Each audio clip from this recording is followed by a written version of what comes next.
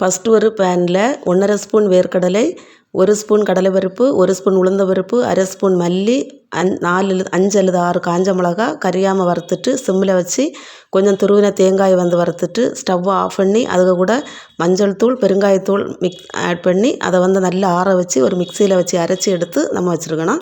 அடுத்தது இன்னொரு பேன் எடுத்து 4 ஸ்பூன் ஆயில் சேர்த்துட்டு அதில் கடுகு உளுந்தம்பருப்பு கொஞ்சம் வேர்க்கடலை ரோஸ்ட் ஆகி வந்ததும் அதில் வந்து கறிவேப்பிலை 2 பச்சை மிளகா பாதி வெங்காயம் கட் பண்ணி போட்டு கத்திரிக்காயை வந்து நீள வாக்கில் கட் பண்ணி அதில் வந்து புளி தண்ணியை சேர்த்து ஊற விட்டு நல்ல வந்ததும் அதில் வந்து நம்ம அந்த ஸ்டேஜில் வந்து அரைச்சி வச்சுருக்கிற அந்த மசாலையை வந்து சேர்க்கணும். மசாலையை வந்து சேர்க்கும்போது இது வந்து நல்ல பேஸ்ட்டாக அழகாக வரும். அப்படி வரும்போது கொஞ்சம் நெய் சேர்த்து ஆட் பண்ணி அதை வந்து தொக்கு மாதிரி எடுக்கலாம். தொக்கு மாதிரியும் எடுக்கலாம். இதில் வந்து நம்ம சாதத்தை போட்டு எடுத்தோன்னா சோறை உள்ள போட்டோன்னா அழகான கத்திரிக்காய் சாதம் ரெடியாகும். சப்ஸ்கிரைப் பண்ணுங்கள்.